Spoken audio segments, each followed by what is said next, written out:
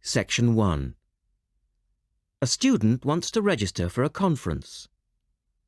Listen to the conversation between the student and the woman and answer the questions. First, you have some time to look at questions 1 to 4.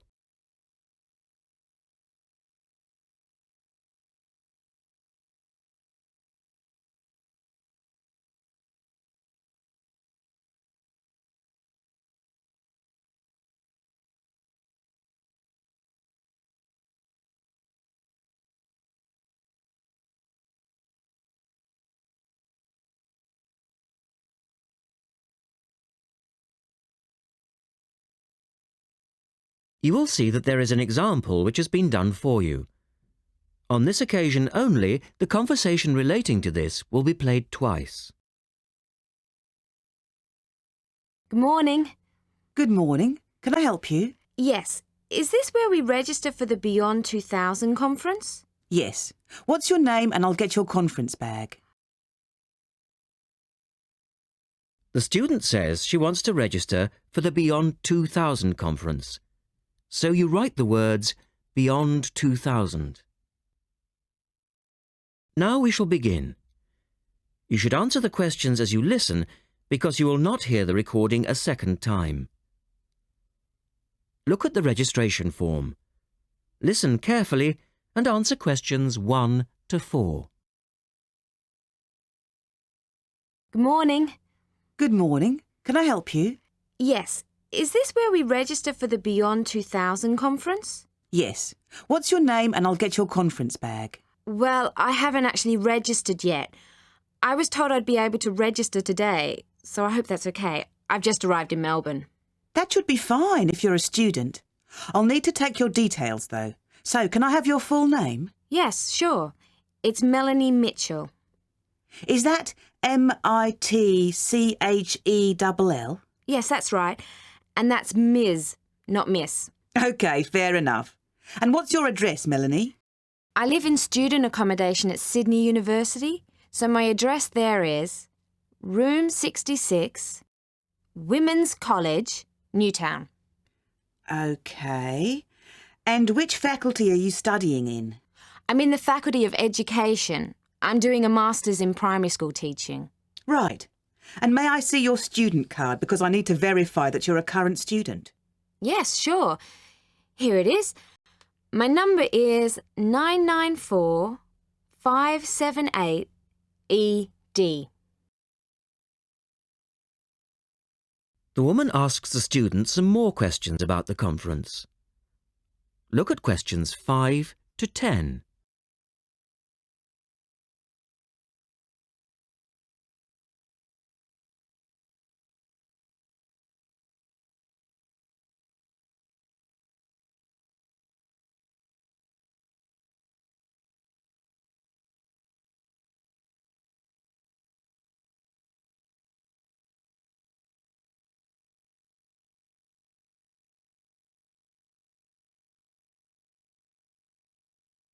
Now listen to their conversation and answer questions 5 to 10. OK. Now, do you want to attend all 3 days? The conference runs from Thursday to Saturday. Yes, I think so, if I can afford it. What does it cost? Well, you're eligible for a student discount, which makes it $15 for a day registration or $40 for the 3 days, though it is possible to register for half a day only. I'll register for all 3 days, please. Good. Now, will you be requiring accommodation while you're here in Melbourne? Yes, I suppose I will. What's available? Well, we have several levels of accommodation. You can share a room with another student for $25 a night. Or you can have your own room but share the bathroom. I believe it's just down the corridor. That's $45. Right. Or you can have a single room with your own bathroom. I don't mind sharing a room. On second thoughts, yes, I do. I'll have my own room, but I'll share the bathroom. Right. Now, the conference fee does not include meals, though you do get tea and coffee in the breaks. Shall I put you down for lunch? That's an extra $10 a day. And there's the conference dinner on Friday night, which is $25. Oh, and what about breakfast? Hang on a minute. It's all starting to sound rather expensive. I'll have the lunch, but not the dinner or breakfast, if that's okay. Perfectly okay. Now, a couple of other things. There are a number of special interest groups organised. They're known as SIGs, and you're asked to nominate your preference. They'll take place on the Friday afternoon and Saturday morning, but they're filling up quickly, which is why you need to nominate now. Right. What are the SIGs? Well, there are 6 altogether. Let's see. On Friday, you have a choice between computers in education or teaching reading skills. Or a session on catering for the gifted child. Oh, they all sound interesting. But technology in the classroom is really my area of interest, rather than reading. So I'll go for that. I can probably read up on the gifted child topic myself. Right. And then the Saturday options are a session on cultural differences, or there's music in the primary curriculum, or you could go to the one on gender issues in the classroom. Wow! Can I go to them all? They all sound fascinating. Afraid not. Well, I'm really interested in how boys and girls behave differently, even when they are very young, so I'd better opt for the third session, even though the cultural differences SIG is probably really interesting too. Right. And the music option would be interesting. And how would you like to pay? We accept most credit cards or bank cheques, but not personal cheques, I'm afraid. Been caught out too often before. And cash, of course. We never say no to cash. I'll have to put it on my card because I don't have enough cash on me right now. That's fine. Enjoy your time here with us in Melbourne. That is the end of section 1. You now have half a minute to check your answers.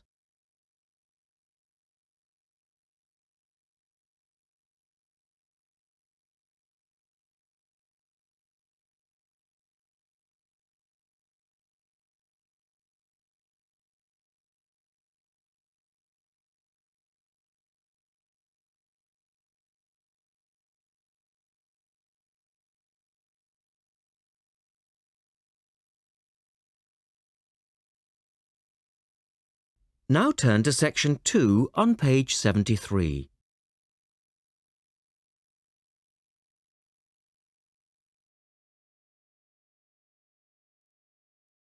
Section 2. You will hear a woman talking about a number of different beaches to a group of tourists. First, look at questions 11 to 20.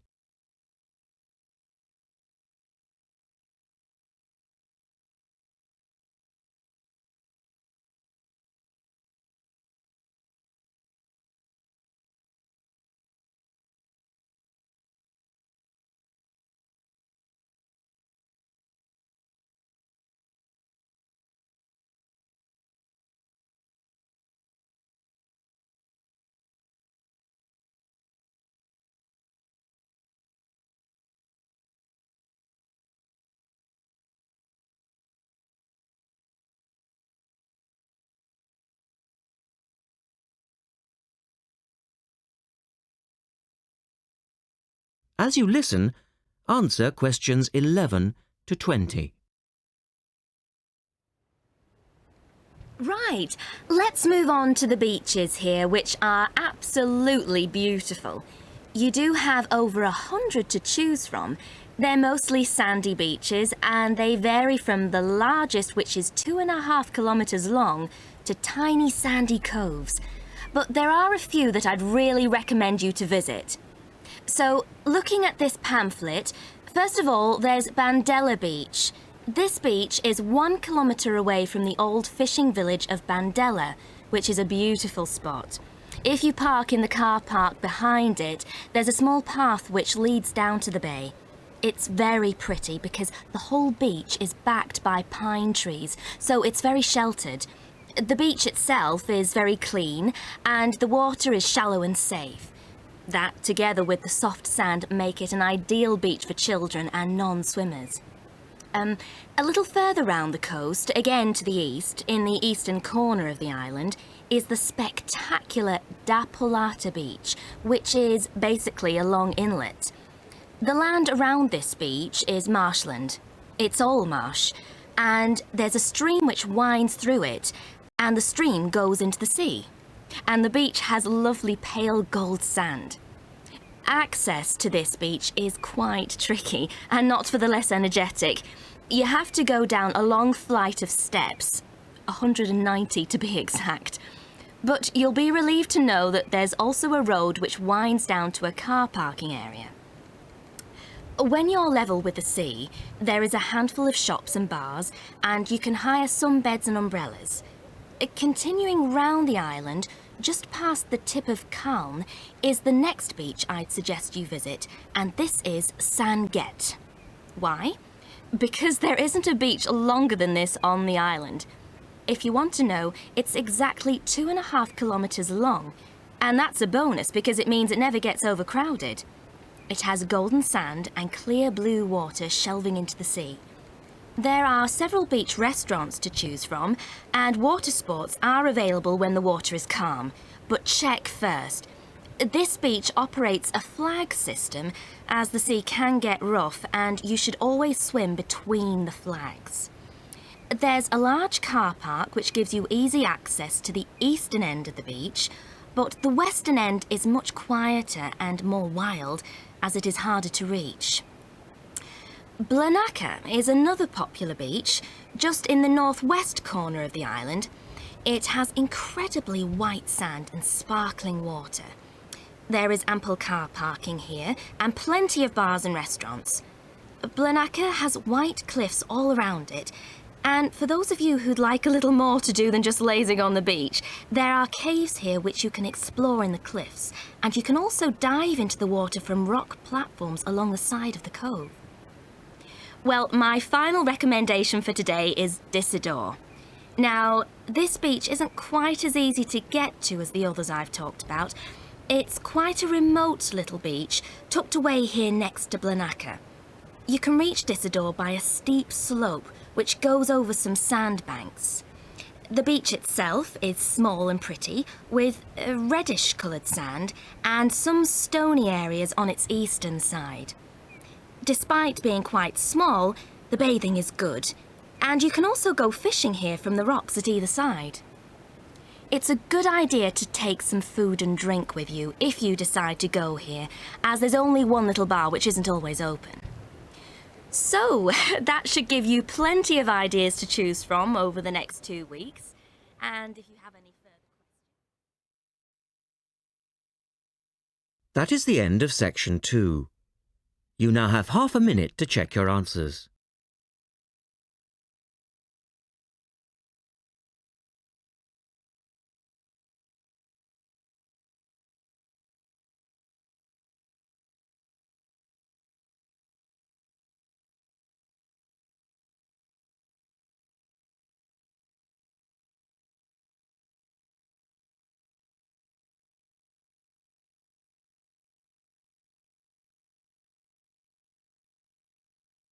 Now turn to section 3 on page 74.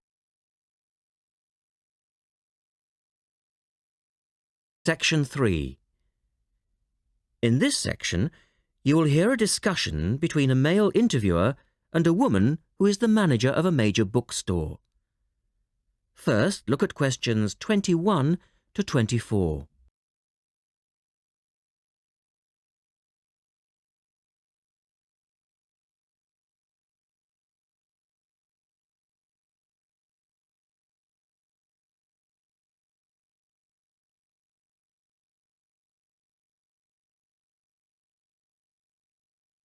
Now listen to their conversation and answer questions 21 to 24.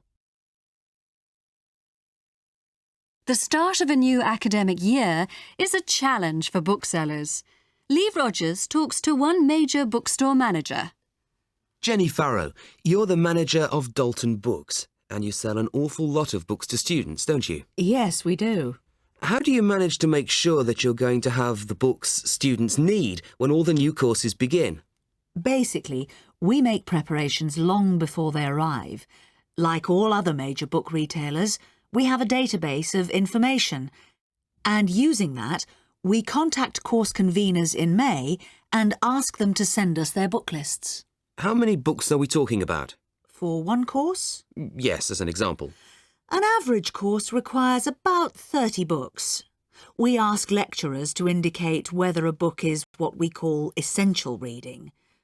You know, the students simply have to get it, or whether it's what they would term recommended reading, or whether it's just a supplementary text that they tend to refer to as background reading. What about predicted buyers? It's not a perfect system, unfortunately. If a lecturer tells us that he expects us to sell 100 copies of a book, we know that we could actually sell anything from 50 to 150. That's why in practice, when it comes to ordering, it's a lot safer to go by the previous year's sales figures, if that's possible, of course, if we've sold the book before. We also build other factors into the equation, including the type of course that the books are for, the student's year group, and a measure of our own judgment. And these criteria make a fairly accurate guide? As accurate as we can be, yes. Look at questions 25 to 30.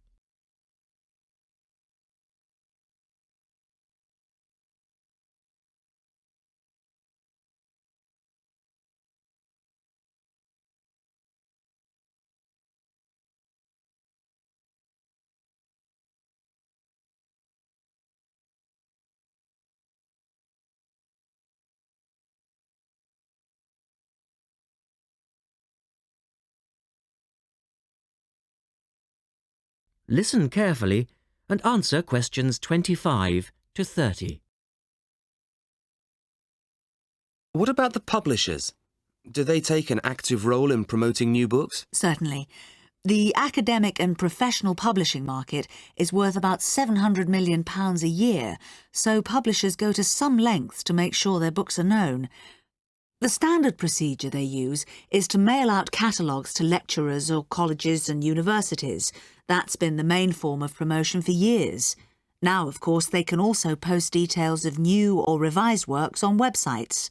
Some even go so far as writing individual letters to the appropriate lecturers in order to let them know what's coming up. The lecturers then contact you if they're interested? That's right.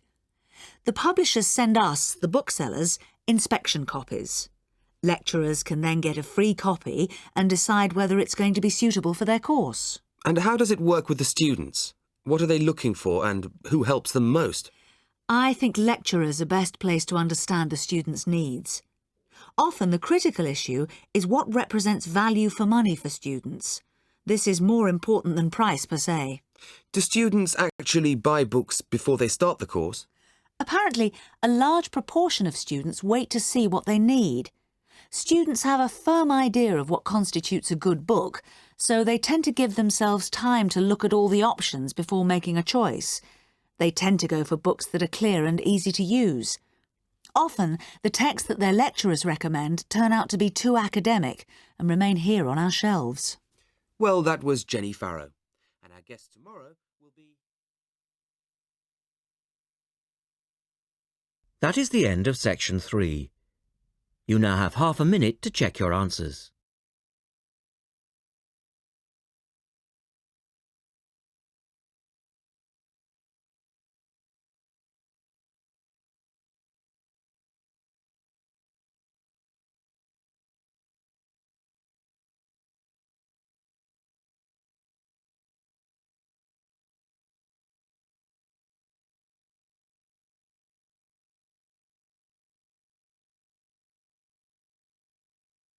Now turn to section 4 on page 75.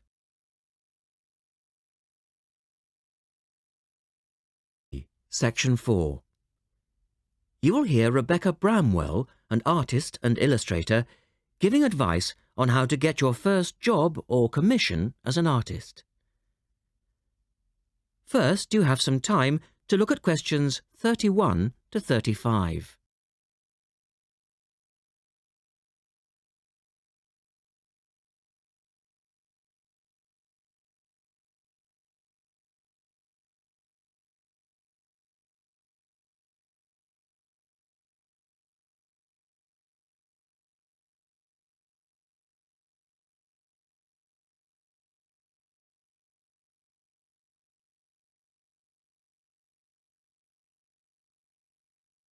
Now listen carefully and answer questions 31 to 35.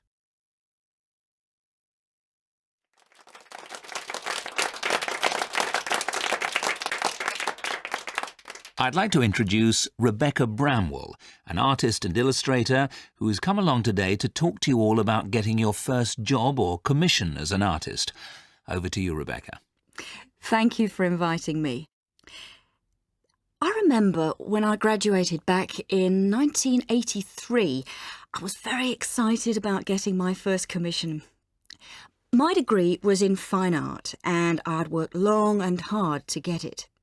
I was an enthusiastic student and I never found it difficult to find the incentive to paint. I think as a student you're pushed along by fellow students and tutors and the driving force is there.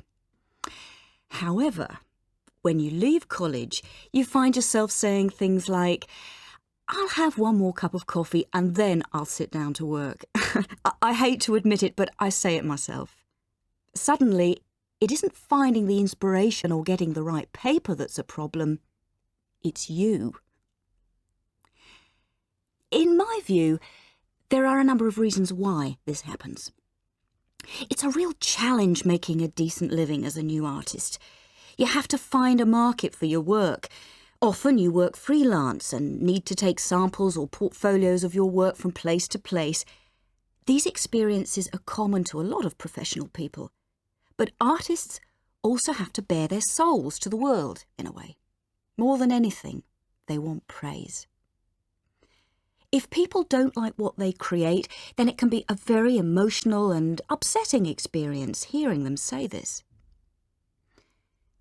I began to realise that these problems were preventing me from having a career in art, and so I decided to experiment. I was a painter, but I started to dabble in illustration, drawing pictures for books, cards, and this offered me the opportunity to become more emotionally detached from my work. I was no longer producing images from the heart, but developing images for a specified subject, taking a more practical approach. I began to develop a collection of my illustrations, which I put into a portfolio and started to carry around with me to show prospective clients and employers. But it was still tricky because publishers, for example, want to know that your drawings will reproduce well in a book. But without having had any work published, it's hard to prove this. Having a wonderful portfolio or a collection of original artwork is, of course, a first step. But what most potential clients would like to see is printed artwork, and without this evidence, they tend to hold back still when it comes to offering a contract. Look at questions 36 to 40.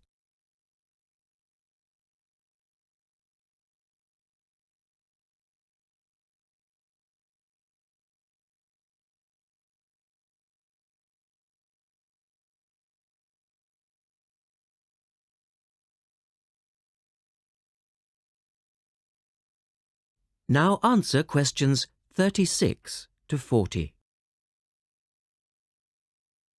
Well, I overcame this problem in two ways.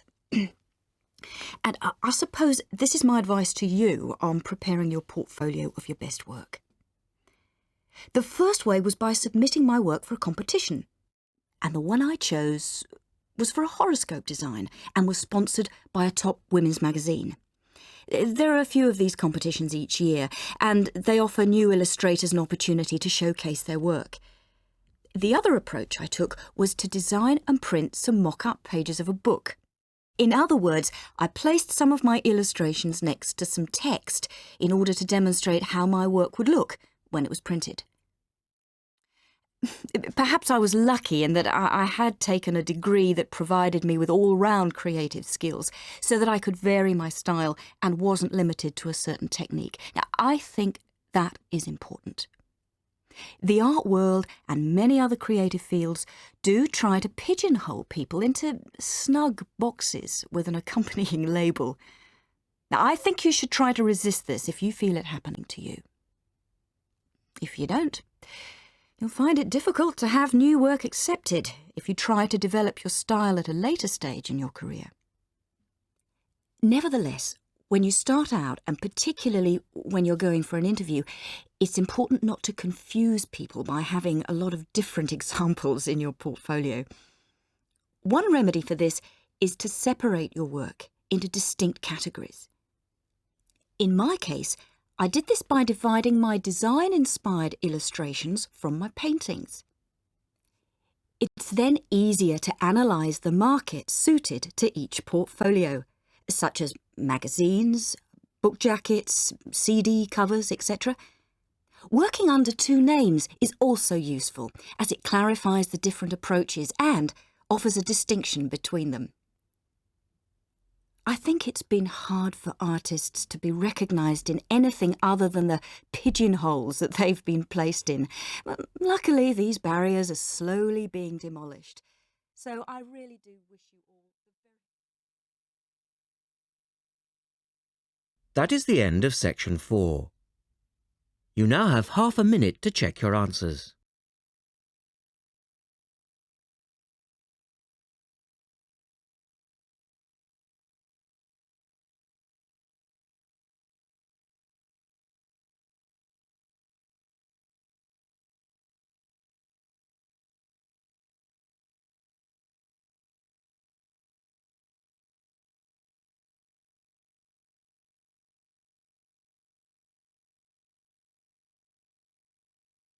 That is the end of the listening test. At the end of the real test, you will have 10 minutes to transfer your answers to the listening answer sheet.